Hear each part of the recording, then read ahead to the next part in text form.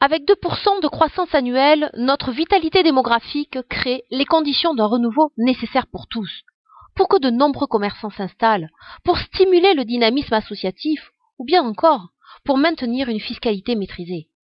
Les infrastructures enfance-jeunesse réalisées au cours de ce mandat permettront une croissance démographique sans recours à un investissement supplémentaire. La mise en place des nouveaux rythmes scolaires a ouvert de larges horizons pour tous nos enfants, avec l'accessibilité gratuite à 23 activités sportives ou culturelles. Une réussite emblématique des valeurs qui nous animent, solidarité et cohérence.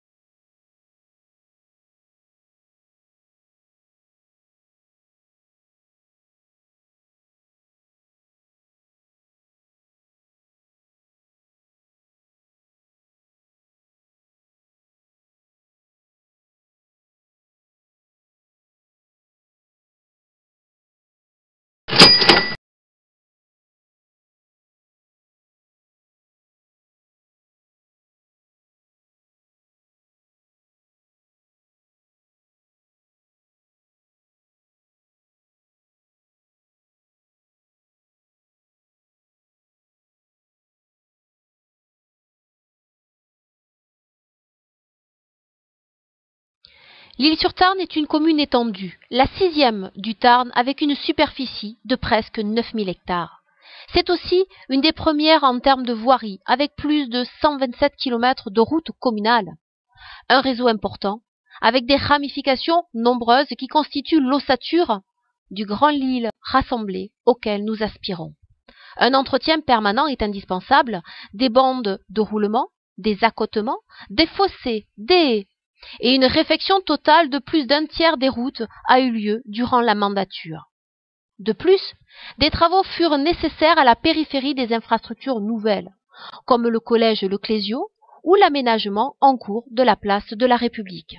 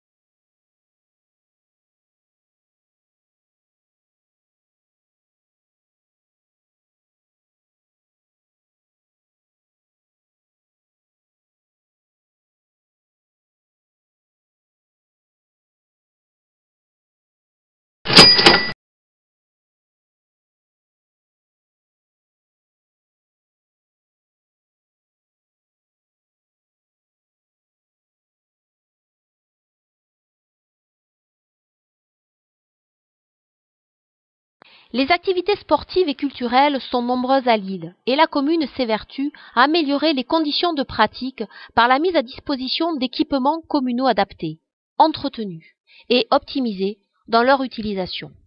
Ils sont pour beaucoup le lieu d'expression de la vie associative et du bénévolat, qui sont le cœur du dynamisme de notre commune, car chacun le sait, les meilleurs sont à Lille. Le patrimoine n'est pas en reste avec des actions en faveur de sa préservation. Actions qui feront d'ailleurs l'objet d'une prochaine réunion publique.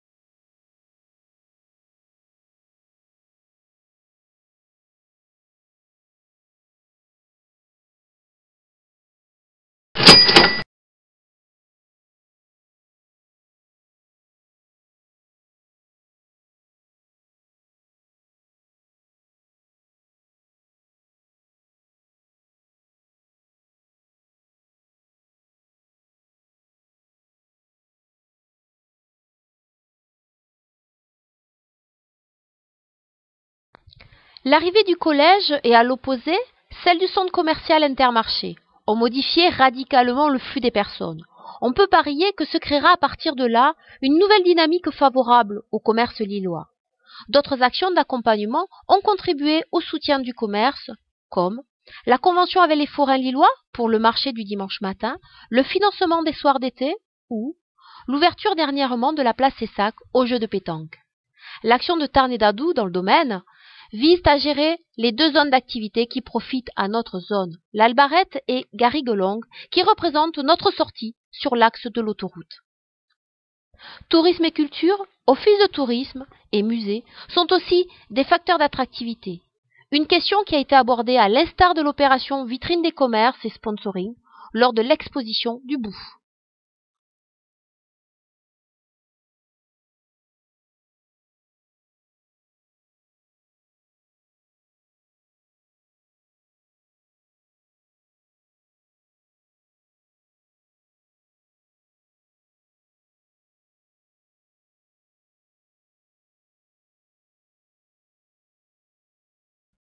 Équilibre, mixité et anticipation ont fondé notre ambition pour la ZAC de Rivalo.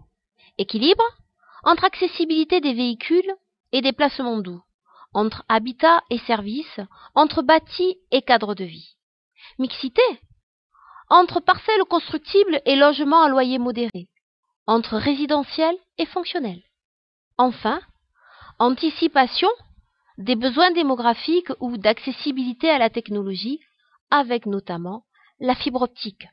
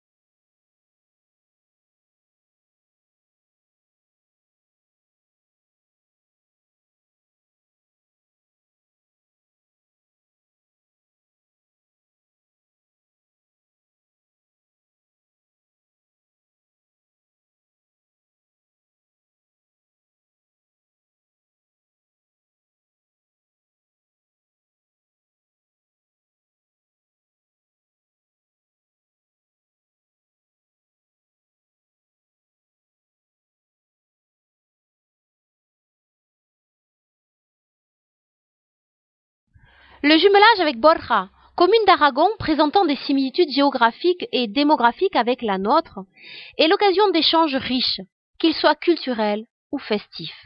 C'est aussi un autre regard porté sur nos villes respectives par des communautés aux cultures différentes, mais qui aspirent finalement aux mêmes attentes. L'enrichissement est mutuel et les enseignements nombreux. Ils ont notamment nourri la cohésion sociale ambitionnée par un grand Lille rassemblé.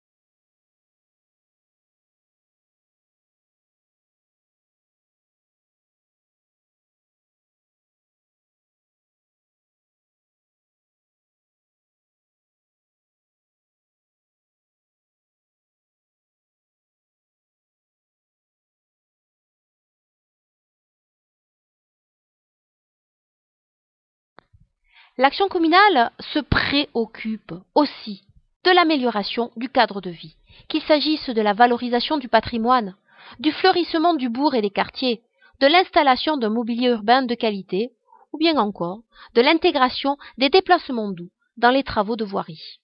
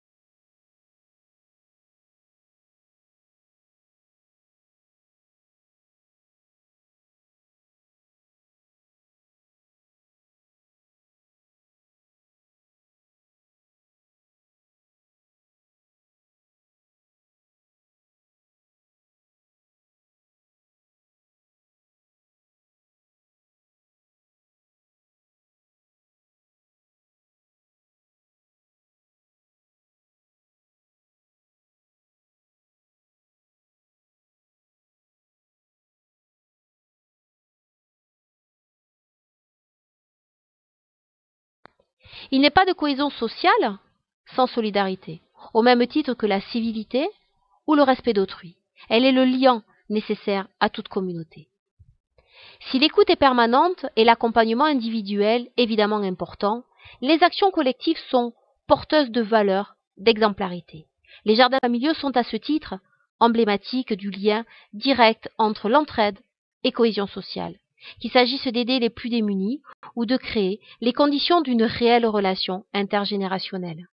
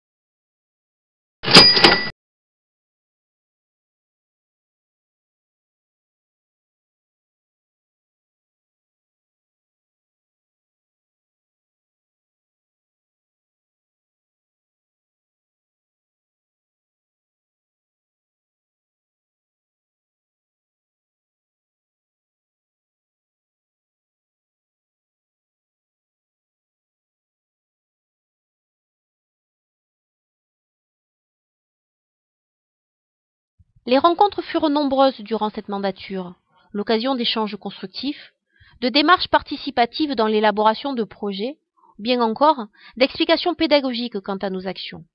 Favoriser les échanges est une composante essentielle du bien vivre ensemble. Qu'il s'agisse de parler de l'investissement, de temps d'entre vous au service des autres, ou de valoriser des concitoyens méritants de par leur savoir ou leurs compétences. Nous l'avons fait selon divers modes, le journal municipal, les réunions de quartier, chaque année, le site internet, qui présente d'ailleurs aujourd'hui le texte intégral du dernier rapport de la Chambre régionale des comptes.